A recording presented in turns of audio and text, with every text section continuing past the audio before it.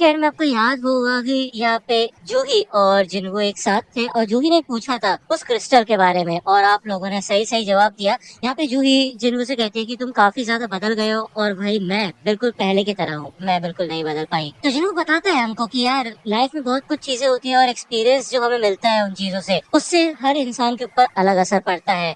तो यहाँ पे जूही ये कन्फेस करती है कि वो कभी भी हंटर बनने के लायक नहीं थी और वो बहुत कमजोर है, वैसे कह सकते हैं। ठीक है, वो बहुत बार इस चीज से निपटने की कोशिश कर चुकी है लेकिन कभी भी इससे बात नहीं बनती, जबकि उसके रैंक के हिसाब से उसे ए या बी रैंक की रेट पे जाना चाहिए या फिर कम से कम सी रैंक की रेट पे जाना चाहिए, लेकिन वो सिर्फ बी और ई रैंक की रेट्स पे जाती है। और इसी वजह से जूही जिन्हों से मिल पाई और समय पे उसकी मदद की उसने। पहले तो जूही को काफी गुस्सा आता था कि यार जिन्हों अपना ख्याल क्यों नहीं रखता और वो बार बार ऐसे घायल क्यों हो जाता है, लेकिन जिन्हों हमेशा जिंदा बच जाता था। तो यहाँ पे वो जो क्रिस्टल जिन्हों ने उसे दिया होता है वो उस क्रिस्टल को वापस करती है और कहती है कि मैं अब रिटायर हो रही हूँ और अपने पेरेंट्स के पास जा रही हूँ, अगर तुम उस एरिया में कभी आओ तो मुझे जरूर बताना। तो जिनको वो स्टोन वापस ले लेता है और कहते हैं हाँ जरूर, जब मैं वहाँ पे आऊंगा तो मैं फिर से तुम्हें इन्वाइट करूंगा डिनर के लिए, ठीक है। जिसके जिन्हों पहले का सीन याद करता है और इधर जिनचुन होता है और वो बताता है बेसिकली उसको पता चल चुका होता है कि यार कैंग टैशिक को हराना इतना आसान काम नहीं था, एक ई रैंक का हंटर बी रैंक के हंटर को नहीं हरा सकता। इसका मतलब ये है कि तुम्हारा फिर से रीअवेकनिंग हुई है, लेकिन मैं तुम्हें एक चीज से सावधान करना चाहता हूँ, तुम्हें अपनी जिंदगी बचा के रखनी होगी। वो जो इंसिडेंट हुआ था ना जब होंग डोंगसुक की पूरी स्ट्राइक टीम को खत्म कर दिया गया था और सिर्फ 2 हंटर जिंदा बचे थे,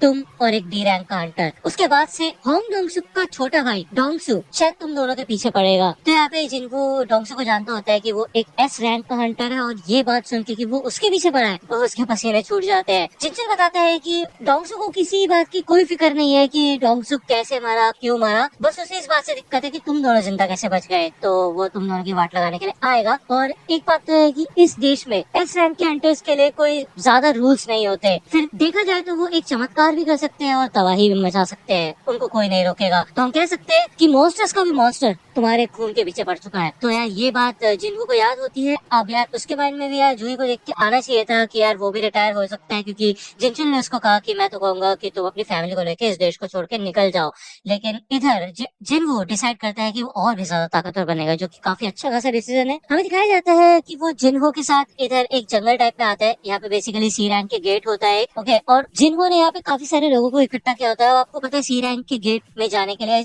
तकरीबन 8 लोगों की जरूरत होती है, ठीक है, लेकिन यहाँ पे जिन्हो सिर्फ ऐसे लोगों को लाया होता है जो कि हंटिंग के लिए जा ही नहीं सकते, ये बस हंटर होते हैं, लेकिन ये एकदम बेकार होते हैं। कुछ लोग अपाहिज होते हैं, कुछ दारूबाज होते हैं, ठीक है, और इनमें से एक तो बच्ची भी होती है, जिसको सुन के इस बच्ची को काफी गुस्सा आता है और वो कहती है कि देखो भले तुम मुझे बच्ची कह रहे हो लेकिन मैं एक हंटर हूँ, ठीक है। तो जिन्हों जब उससे पूछता है कि यार तुम तो हाई स्कूल में हो, तुम्हें कोई एक्सपीरियंस है या नहीं, तो वो कहती है नहीं है, ओके, और वो एक ई रैंक की हंटर होती है। तो बेसिकली इनकी डील ये होती है कि जिन्हो और जिन्हो अकेले इस गेट के अंदर जाएंगे और इन सबको यहाँ पे सिर्फ वेट करना है और कुछ नहीं करना। उसके बदले ही इनको 3 मिलियन येन मिलेंगे बस वेट करने के। भाई इतना खतरनाक कॉन्ट्रैक्ट किया है जिन्होंने इन लोगों के साथ। अब यार कैंग टैशिक को हराने के बाद इधर जिन्हो को एक स्टोन मिला था, स्टेल्थ स्टोन, जिसको वो जब तोड़ता है तो उसके अंदर स्टेल्थ एबिलिटी आ जाती है। अब आपको याद होगा यार टैशिक के अंदर गायब होने की एबिलिटी थी, अब वो सेम एबिलिटी इधर जिन्हो के पास भी आ चुकी होती है। वही दूसरी ओर इधर जिन्हो ने एक और नया आर्मर खरीद लिया होता है, लेकिन एक ही टच करते हैं साथ ही वो नीचे गिर जाता है, इतना भारी होता है वो आर्मर। तो जिन्हो उसको इस आर्मर को उतारने के लिए कहता है, जिसके बाद ये दोनों ही इस गेट के अंदर जाने के लिए तैयार होते हैं। वही दूसरी ओर हमें जिन्हा का सीन दिखाया जाता है उसके स्कूल का, और वो कहती है कि यार ये सॉन्ग ही नहीं आई,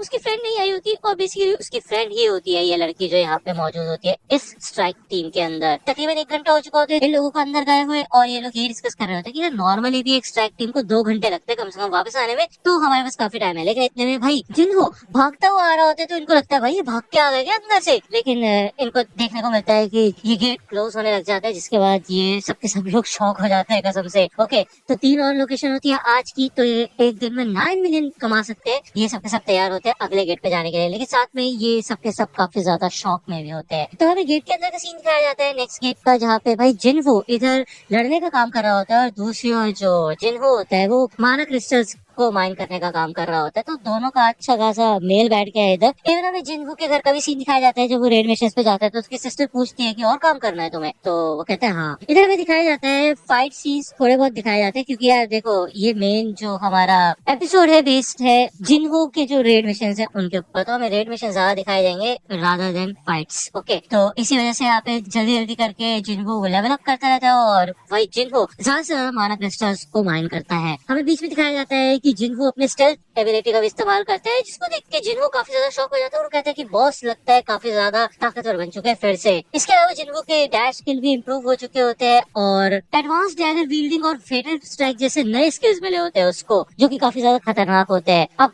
क्योंकि वो इन एबिलिटीज का इस्तेमाल कर रहा है तो उसको माना क्रिस्टल्स की भी जरूरत है, तो वो ऐसे ही बिना कुछ सोचे समझे आगे नहीं बढ़ सकता। इसी वजह से उसको अपनी इंटेलेक्ट एबिलिटी को भी बढ़ाना होगा। तो अब वो सोचता है कि क्या उसको अब डीमन कासल में जाना चाहिए, क्योंकि वो काफी आसानी से इन सभी मॉन्स्टर्स को हरा पा रहा है। लेकिन जब वो याद करता है जिंचर को और हेल गेट कीपर सेर्बरस को, तो उसको समझ आ जाता है कि अभी वो ए और बी रैंक के बीच में है, अभी वो इतना ज्यादा ताकतवर नहीं हुआ है।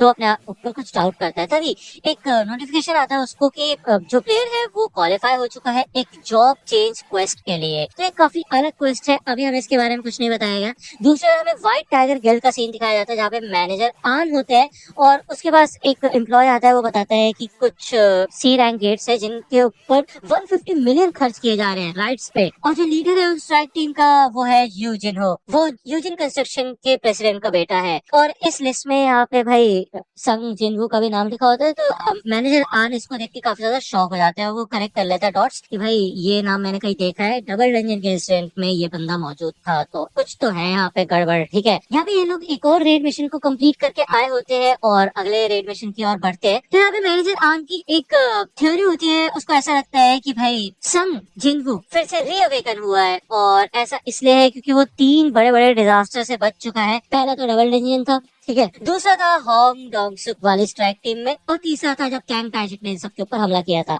इन तीनों ही डिजास्टर्स में बहुत सारी डेड बॉडीज बिछ गई थी, और उसके बाद भी यहाँ पे संग जिनवू जो कि ई रैंक का हंटर है वो जिंदा बच के वापस आ गया। इसका मतलब यही है कि भाई वो रीअवेकन हो चुका है। तो इसलिए मैनेजर आन जा रहा होता है उसको स्काउट करने के लिए, यानी कि उसको व्हाइट टाइगर गिल्ड में इन्वाइट करने के लिए भाई। तो बेसिकली वो यहाँ पे जब आता है तो इधर भाई पिकनिक चल रही होती है, क्योंकि सारे के सारे बंदे यहाँ पे बैठ के मजे मार रहे होते हैं, कुछ नहीं कर रहे होते हैं। तो बेसिकली यही है एपिसोड का नाम। ठीक है, अब यार देखो मुझे नहीं पता कि मैनेजर आन को इस गेट की एग्जैक्ट लोकेशन कैसे पता चली। हाँ मैं मानता हूँ उसके पास लिस्ट होगी गेट्स की, सी रैंक के गेट्स की, लेकिन भाई एग्जैक्टली वो यहाँ पे कैसे आया, हर जगह घूम के आया, मुझे नहीं पता, कमेंट्स में बताना। एनीवे तभी सॉन्ग इधर आती है और वो बताती है कि आप लोग इधर नहीं आ सकते, इधर गेट है। तो ये लोग कहते हैं कि भाई तुम कर क्या रहे हो इधर, यहाँ पे पिकनिक जैसा माहौल क्यों है, और तुम्हें नहीं लगता है यहाँ पे काफी खतरा हो सकता है सी रैंक के गेट के पास बैठ के खाना पीना करना। तो सॉन्ग ही बोलती है कि देखो मेरे को बच्चे की तरह ट्रीट मत करो, मैं एक हंटर हो, ठीक है ना। तो मैनेजर आन कहता है अच्छा तो तुम स्ट्राइक टीम का हिस्सा हो। तो यहाँ पे मैनेजर आन देखते ही साथ समझ जाते हैं कि भाई ये सारे के सारे हंटर्स यहीं पे बैठे हुए हैं और अंदर सिर्फ जिनवू गया है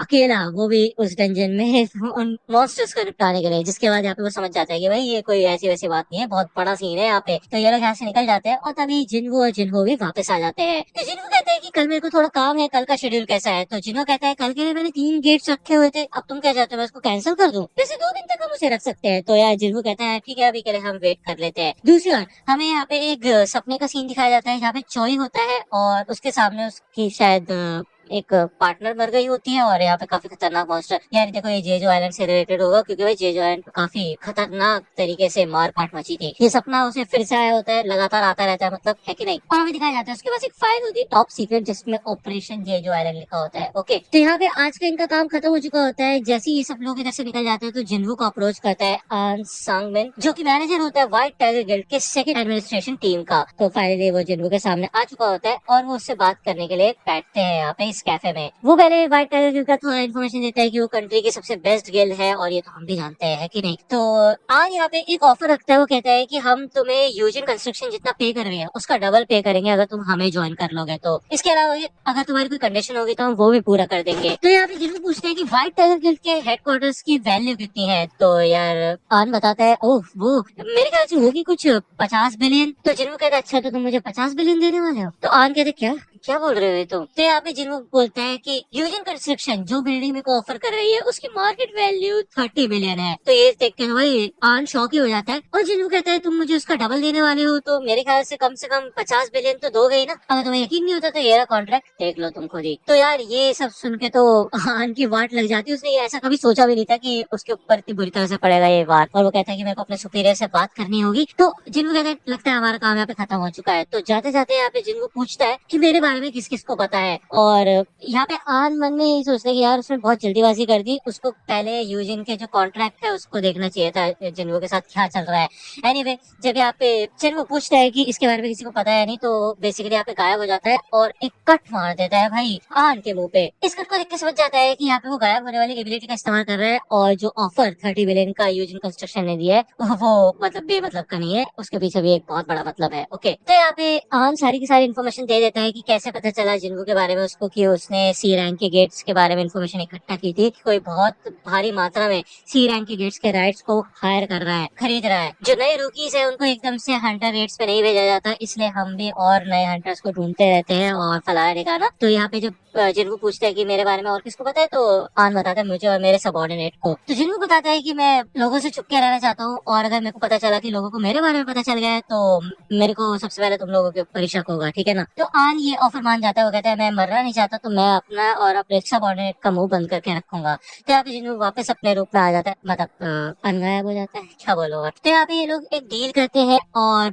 जिनको बताता है कि उसके पास 3 सी रैंक के गेट्स है, उनके राइट्स वो आन को ऑफर करता है। इस ऑफर को देख के वो थोड़ा सा शॉक हो जाता है कि ऐसा कैसे कर सकता है, जिनको उसको राइट कैसे बेच सकता है वो। एनीवे वो एक गेट का जो प्राइस होता है वो 300 मिलियन फिक्स करता है। लेकिन आन कहता है ऐसा तो हो ही नहीं सकता यार, एक अच्छे दिन पे ही 200 मिलियन मिल पाते हैं बस माना क्रिस्टल और एसेंस स्टोन के। तो जिनको कहता है ठीक है फिर डील कर देते हैं, 3 गेट्स के 600 मिलियन, तुम्हारे 200 मिलियन पर गेट के हिसाब से। तो इनकी ये डील हो जाती है और वो यहाँ पे इन्फॉर्मेशन दे देता है कि कहाँ पे पैसे ट्रांसफर करने हैं।